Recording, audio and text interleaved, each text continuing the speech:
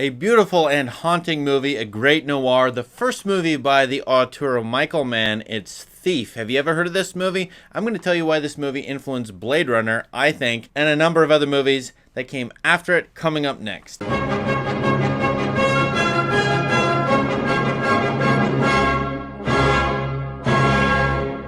On my list of great noirs, neo-noirs, Thief is near the top. You can check out that list on letterboxd.com in the description below. Michael Mann's first movie, Thief, from 1981, is a beautiful movie to me. I love the look of it.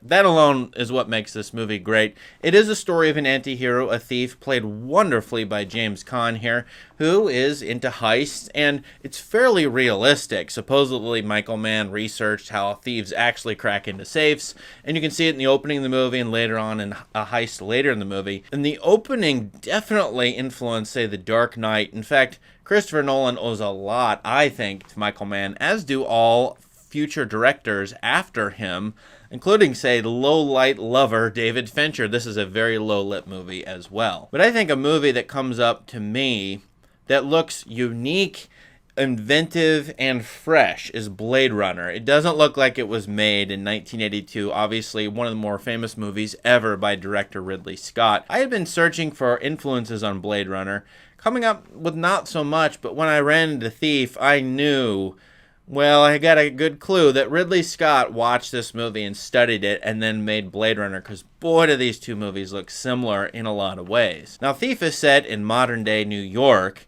and I think it's influenced very heavily by Scorsese's cinematic eye in Taxi Driver. But the look of it, and in fact the soundtrack, is quite science fictional. First, you have a synth score by the German synth band Tangerine Dream. This plays to my sensibilities, by the way. I love synthesizer music, synthesizer scores mostly. And you know, in Blade Runner, Ridley Scott used Vangelis, the great, or maybe not so great, composer who did all those synth scores by himself. Here you have, though, 18 months before Blade Runner comes out, Thief using the soundtrack. So you've got a gritty, realistic movie which supposedly shows you the city at nighttime and the heists as they're actually done, but with some science fictional, just a little bit of touches of science fictionality with synth scores and this sort of eerie blue lighting, which is absolutely wonderful and textures so much of this movie, depicting James Caan in this noir haunted world, but it's going to be a new world. And this movie sort of announces that it's on the cusp of something new, as well as honoring the old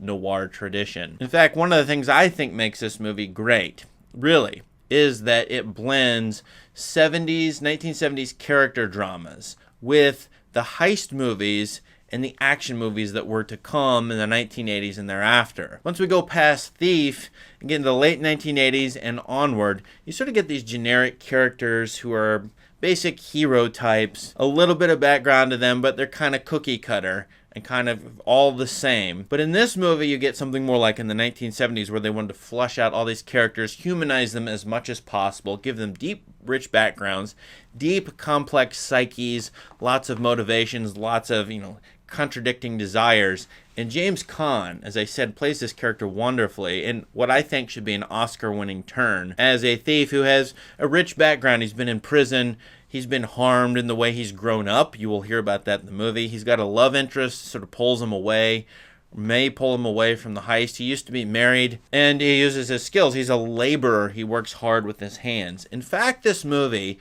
really uses the metaphor of the laborer, the thief, as an artist, even, actually creating these heists that are beautiful, interesting to look at, creative.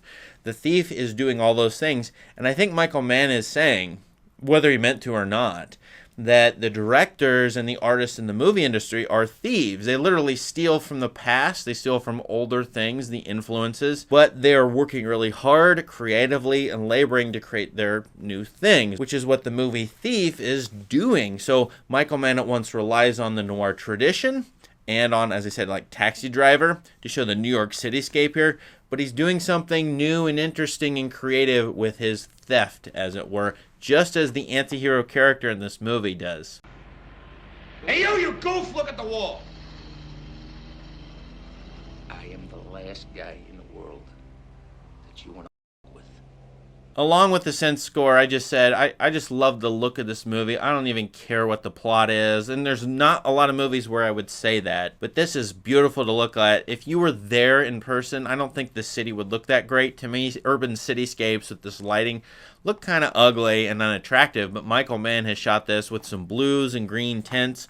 And occasionally, because this is a drab movie with some occasional, blue and green color pops, he will use the welding tool or explosions, and they will just pop out of the screen when those happen. But this mood lighting, and occasionally you get James Caan with this sort of science fictional background. And I say that because the synth score is playing in the background. And the idea that the future is coming, as I said, with heist movies. Now, Mann doesn't know that, but he's going to influence so many movies after him. And I think Blade Runner really took a lot, especially look at the opening of Blade Runner. I know it's creepy and expressionistic in ways with the shots of the eyeball, but look at how the cityscape is used. Obviously, with the flying cars, you get science fiction, but with the look of that movie, like with the look of Thief, you get this dark, interesting neon-like city that you're going to see in science fiction works, period, from here on out.